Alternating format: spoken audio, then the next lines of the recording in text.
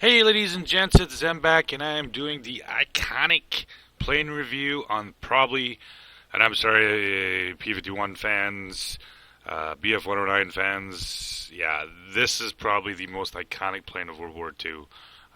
Just, yeah, Battle of Britain, whatnot.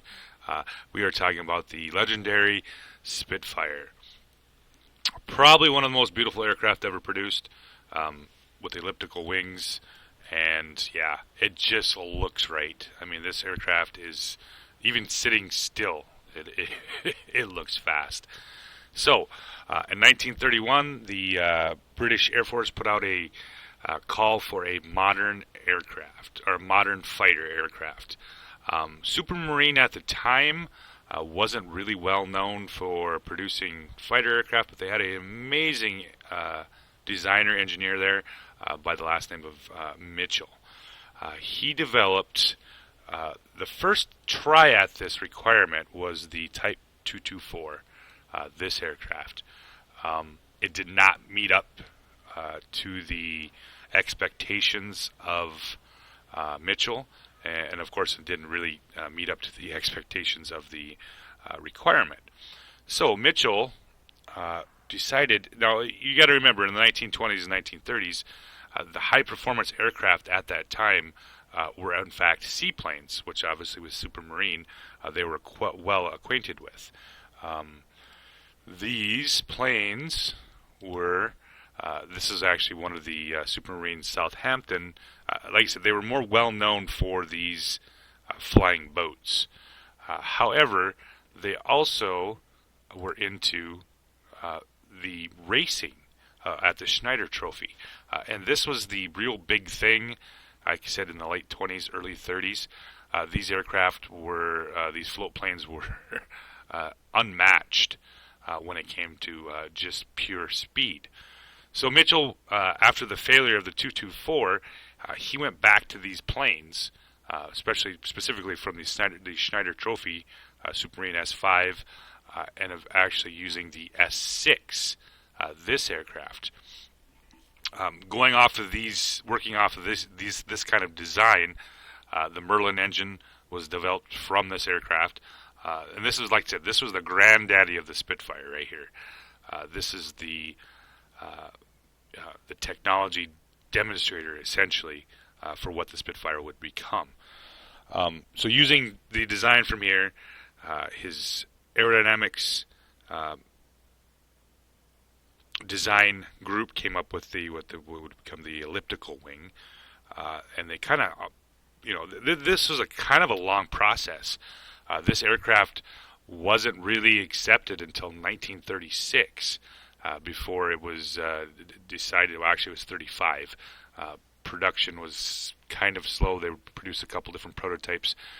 In fact, they didn't even take delivery of the first Spitfire until 1938. So almost 7 years of development using, some different, some not radical engineering, but he came up. He had an idea for an aircraft that would be high performance, short range, and very easy to fly, and that's what he got. However, Mitchell did die in 1937, and it was his design team that eventually finished off the original prototypes for the Spitfire. So the British started taking delivery of the Spitfire in 1938. However, it was not a rush. They didn't really get the production up until after the Battle of Britain. Yes, the Spitfire was known as the hero of the Battle of Britain, but of course the Hurricane was the aircraft in much larger numbers that fought. You know, that was the go-to plane during the Battle of Britain. The Spitfire with ones, of course, suffered far less casualties compared to the Hurricane II because of its higher performance. That's kind of where this legend of the Spitfire really kind of came from, was of course the Battle of Britain. After the Battle of Britain, this became the backbone of the RAF. It was the most produced aircraft for the RAF during World War II. It was sent all over the world. The Russians, I believe, had over 1,000. The Americans flew them.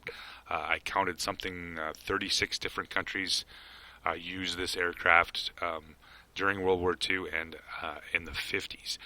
In fact, when it first came out, 1938, it was produced all during the World War II and all the way up into the early 1950s. Actually, I think 48 was the last year that they finally stopped producing the Spitfire, but it was used in a number of air forces around the world, all the way up into the early 1950s. I think the last RAF squadron was used it, I believe, in 52 or 53, and I think the Syrians had it up to 1953, 54. I think was before they stopped using it. So yeah, it had an amazingly long career for its design, and it had a lot to do with the design of the aircraft, with this elliptical wing, amazing strength with very little drag. This was a very thin wing, as thin as they could get it, that they could get the retractable gear up into the wing. That's how thin this. I shouldn't say how thin this wing was, but this was kind of ahead of its time, really, with the reduction in drag. When the aircraft first came out, it was mounted with just machine guns, and it actually caused a little bit of a problem. They were unable to, with the machine guns, when they were dealing with the German bombers during the Battle of Britain, they were spending somewhere, they figured, an estimated 4,500 rounds of ammunition to take down one bomber. So in 1939, they started retrofitting and see if they could squeeze in something with a little bit more boom to it, and that's what we ended up with the Spitfires with the 20 millimeter Hispanos. There was a little problem, of course. They actually had to put small bumps into the wing to be able to fit the 20 millimeters into the wing. However, this, of course, drastically improved the firepower of this aircraft. On the Western Front, even on the Eastern Front, this aircraft, of course, wasn't quite the altitude performance of the Bf-419, but it could beat it just about everywhere else. It wasn't quite as fast, but maneuverability-wise, it had no problem against the Bf-419. It did fly in the Far East against the Japanese. There they had to change their tactics because, of course, the Zero was far more maneuverable than the Spitfire, and they developed more of the tactic along the lines of the Army Air Force, U.S. Army Air Force, of a kind of a zoom and boom ambush the Zeros and whatnot. It's literally amazing. They produced 24 variants of the Spitfire. It went everything from the early Merlin engined aircraft all the way up to the Griffin aircraft engines. So something around 1,060 horsepower, I think, is what the early Merlins produced, to well over 2,100 horsepower in the Griffins, and the airframe had no problem handling it. Yeah, it was an amazing piece of engineering that this airplane didn't really require too much changing to it, even though doubling the horsepower was a pretty significant amount. Now, what isn't really well known? We always think about this wing here. We think about the elliptical wing. This is its calling card. When people think of the Spitfire, they always think the elliptical wing. After doing some research, I found out that almost every Spitfire had the ability to remove the wingtip off this aircraft, and this is where we get what they called the clipped wing Spitfire. These two variants were apparently the Spitfire with the clipped wings were used just as much as the Spitfires with the elliptical wing. Kind of interesting. I didn't realize that the clipped wing was as popular as that. With these wingtips that were able to be removed, it also allowed it to be extended. Some of the higher altitude aircraft Spitfires actually had a longer wingtip even than what the standard ones did, just to give them a little bit more lift when they were dealing with some of the higher flying British or German bombers. Uh, Speed records, it broke a lot of those, especially early on. Of course, as more aircraft moved up, and we're talking, more along the lines of British speed records and whatnot. In fact, I believe one in 1943 or 44. I think it was a Mark 9. Doing some testing, produced a speed over 600 miles an hour in a dive, which is pretty amazing to think about that a propeller-driven aircraft would do 609 miles an hour. In the early 50s, one of the aircraft was actually used in a high-altitude attempt at 51,000 feet. They were able to get I believe a Mark 14 to that altitude, where the test pilot lost control, and in the dive, the equipment recorded a speed of 690 miles an hour before he was able to pull out of it. Yeah, 690 miles an hour in a propeller-driven aircraft. Pretty amazing. So that's the general history of the Spitfire 1, or I should say the Spitfire in general. Iconic for World War II, beautiful aircraft, and probably one of my favorite to play. I love this plane before 2.0, and 2.0 has really brought it back out, or even made it even more significant in the current meta of the game. So, what do we have in game? Well, in my opinion, this is probably the most balanced aircraft in the game. It's not the best altitude performance, not the best speed, not the best turn rate, but it does it pretty damn well, any of those three. It's not the best armament, but it's pretty damn good. This aircraft is easy to fly, just like Mitchell intended, and it forgives. It's very forgiving. It's like playing Russian tanks in World of Tanks. So yeah, it's a very forgiving aircraft. A lot of people like this, and you'll see almost every game you run into, there's probably at least one human pilot flying a Spitfire. They're a very popular plane, and they should be, because, like you said, with its maneuverability, with its altitude performance, it's not as good as the BF-109 altitude, but it's better than the Zero. Doesn't turn as well as the Zero, but it turns close enough. The firepower, it's got the 220 Hispanos and the two 4303s. Of course, it's not quite as good as firepower as, say, the BF-109s with the 220s, but it's pretty damn close.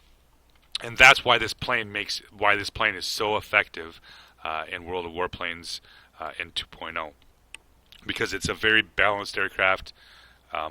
It's good enough in just about every respect, and that's why it's so well liked in the game. So, like I said, with the upgrades on it, you get your 4303s, you get your two 20mm Hispanos, and when I made the video like 6 months ago of like 5 solid aircraft lines, this of course was obviously one of them, because you start out with the Spit 1 at tier 5, you get another Spitfire at tier 6, and another at 7. They just keep going on all the way line up to 8, and even at 8 you get a variant of the Spitfire as a premium in the Seafang. So yeah, you really cannot deny this aircraft being really, really solid. I typically run with its 4303s and the 220s. I run usually improved reflector sight, and of course I like to build on the lightweight airframe and the control system adjustments for its maneuverability. Same way with pilot skills, aerobatics expert and aerodynamics expert, and of course Marksman 1. Try to tame those winged mounted, because they're all the way out here to the edge. So yeah, the 303s start here, you get the 220s in the center, and trying to get all this stuff into the reticle is pretty crazy. So yeah, 2 thumbs up. This plane doesn't get any better than this in this game. So I'm going to bring up some gameplay for you guys to check out the iconic Spitfire airplane. Alright guys, back with the first game in the Spitfire one. I am flying with CAD. He's flying the BF-109. We're doing the high-low mix here, maneuverability, and of course, energy fighter. You're going to watch in this video, I don't know if anybody's had this problem, this fucking bug.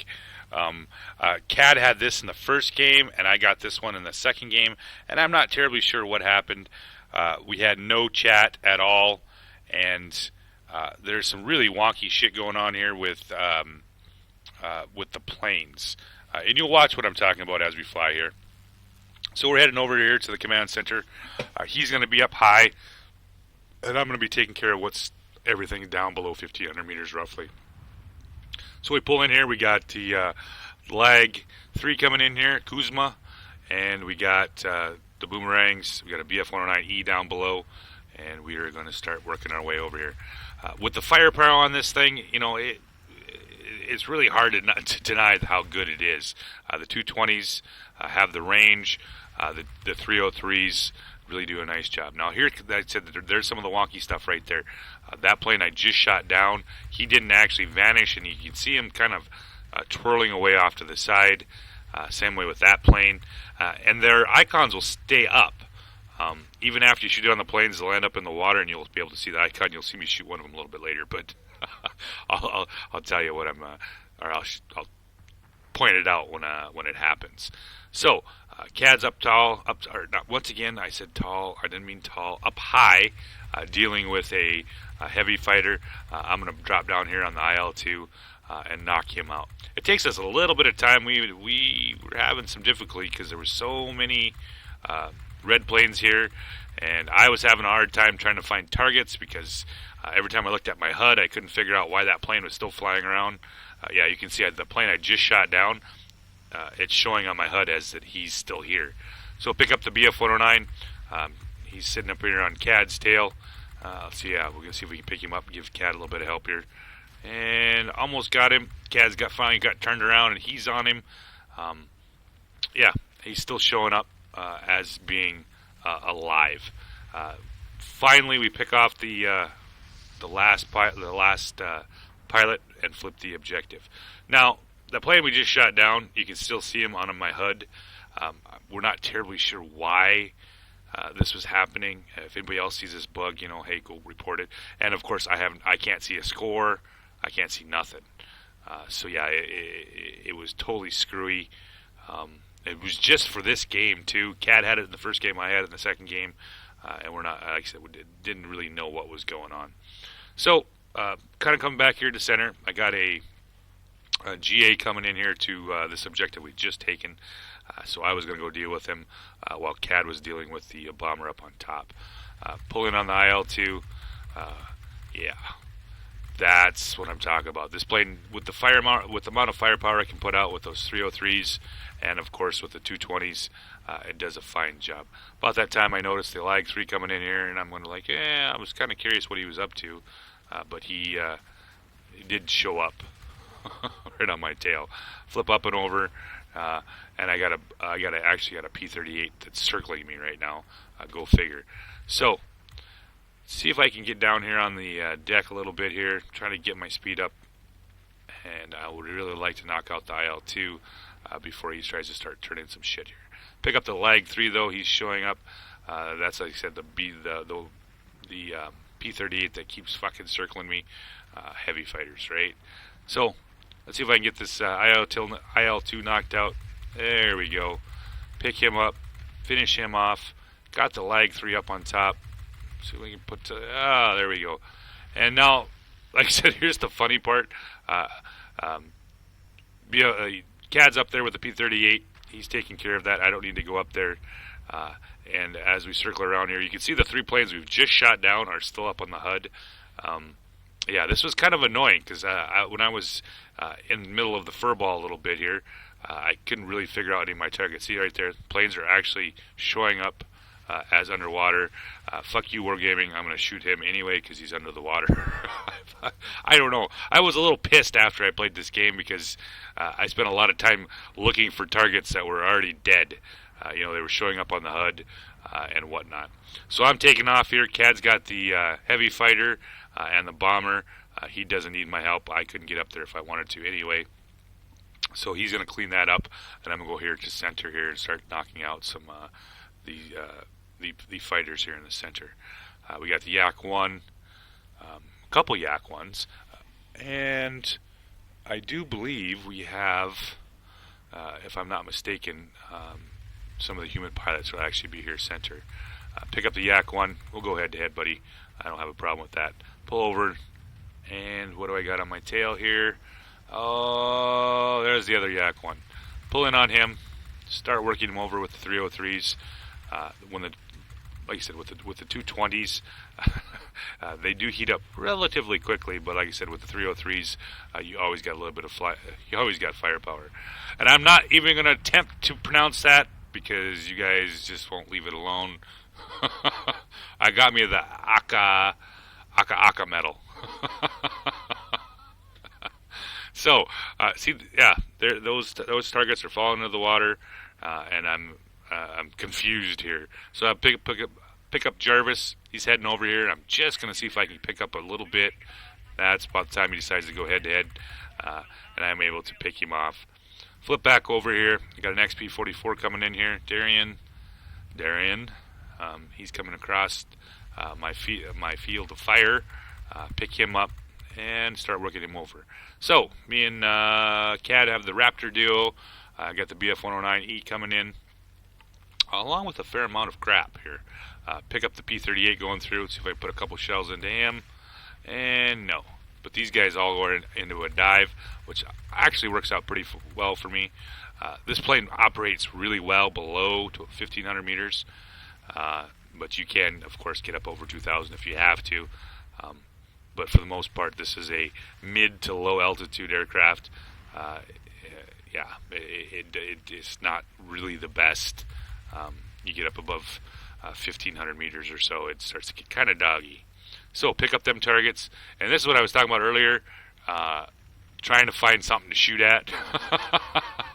I know there's planes here, but I don't know which ones are alive and which ones aren't.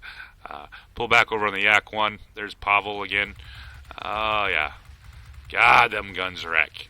Finish off the Yak 1. And we got kind of a...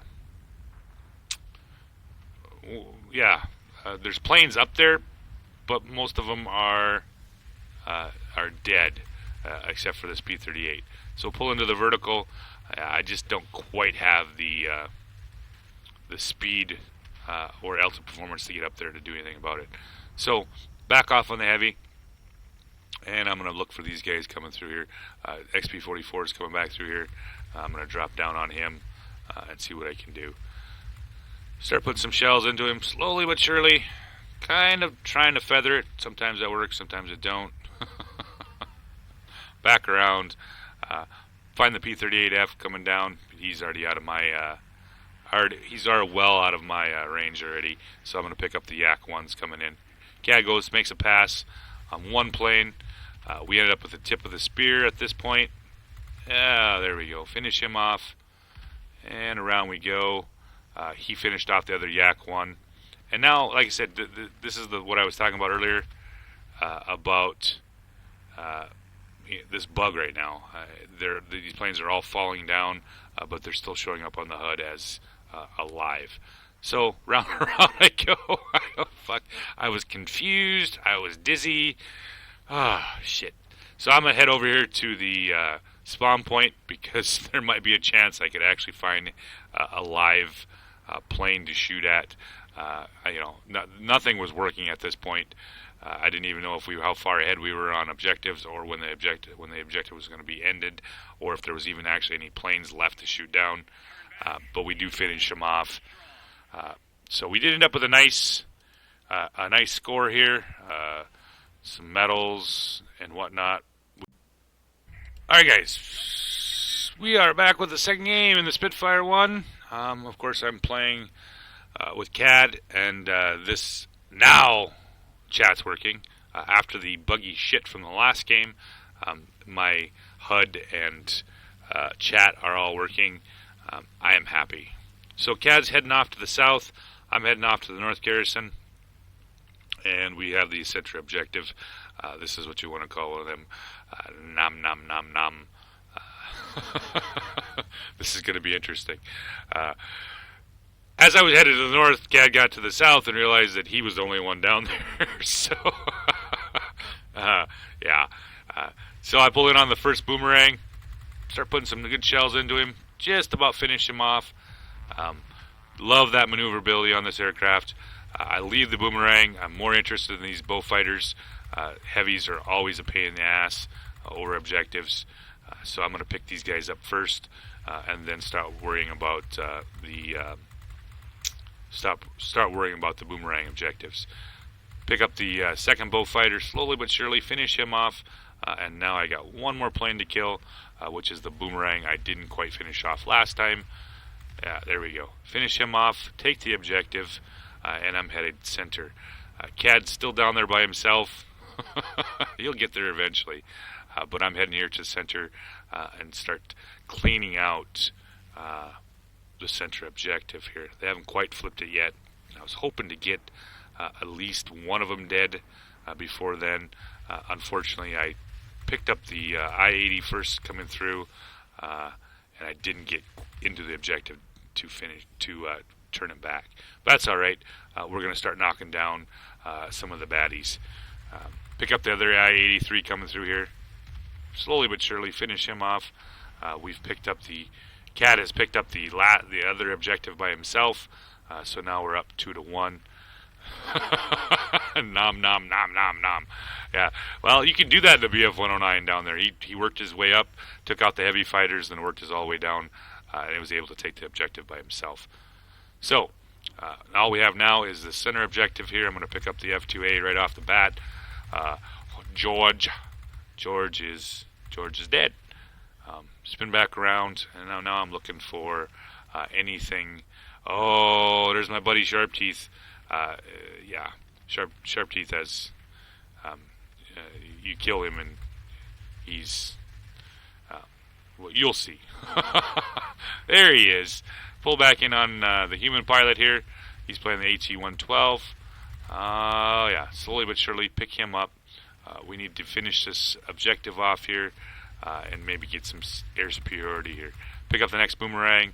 So we're sitting about halfway on that. And, of course, I get the I-80 that I'd killed earlier in the game. He was all over me. Ooh, there we go. Almost. Don't quite have the maneuverability to get around on the I-80, but good enough where I can come back around and put a little bit of damage into him. Come on, baby. Come on, come on, come on. There you are. For some reason, he decided that he didn't want to turn and burn with me. That's the worst thing you can do is leave out of a turn fight. Pick up the Blinum, going high. Don't quite have the altitude performance, but Cad does. Pull back in here on the Sharp Teeth. Has changed his plane, and now he's in the Blinum. Yeah, we're just going to finish him off quick here. Knock him out. We have the air superiority, and it's just kind of a turkey shoot. Feed the buffet, boys. Feed the buffet. Nom nom. We were talking about this for quite a while. All right, so we got the center taken. We got all the objectives taken, and yes, he is using a hack. Yes, he is. Cad is using a hack, and I'm not going to deny it right now. Yeah, he got it from Sergeant Slaughter. So if you guys are looking for a hack, go over to Prince of Hyrule YouTube site. Ask Slaughter for his hack pack. Yeah, it's epic. You're really gonna be that guy. These guys kill me. I just don't get it. It's server side game. It's damn near impossible to actually hack anything. So finish off the I-83. And now we're just spinning left and right here. I'm looking for the Focke-Wulf 189 just to get a little bit more. That's about the time the Blinum shows back up again, and around we go. So that was the second game in it, and it was a nice combat score. All right, back with the last game. I'm still flying with Cad. He's got the, of course, the BF-109. And we are headed to the command. to the south here. Typically we usually split up, but with this wompy map, we never know if we go one way or the other. Of course, we're down tiered here. But hey, that's all right. We're flying a Spitfire, and he's flying the 109. The high-low mix always works. In fact, I don't think we lost a game while we were playing this mix. Heading to the objective here. Got a bomber with us, and we pick up the first set of enemy planes. They're already over the objective. So we're going to drop down here and see what we find out. Well, we find the B-38J human pilot, and of course the boomerangs. I'm going to pull in here and see if I can get a couple shots on the P-38J. Don't want to go head-to-head with that. Wiggle, jiggle, go all over. Pick up the other Spitfire coming through, and around we go. There you are. So, once again, them 20s, such a nice job. CAD finishes off the Spitfire 5, actually. I drop in here on the boomerang, trying to pick up some of the objective points here to try to turn it back a little bit. And slowly but surely, this is the problem when you don't feather that thing out. You lose the 20s. So I thought about going after the P-38, and I'm like, nah, that ain't going to work. So I pull back around and pick up the F4F coming through here. And let's see if we can finish him off. And CAD's got the P-38J, so we only need about one more airplane to flip the objective. Pick up the next boomerang going through. Oh, almost slowly, surely, yes, no. And then I can see CAD's fire hose. we got her. So got one GA down and below here. I'll take care of him. CAD's going to start working his way back up and take care of the bomber up on top. And this, like I said, this is how it's effective it is with having two, obviously a low altitude and a high altitude plane here.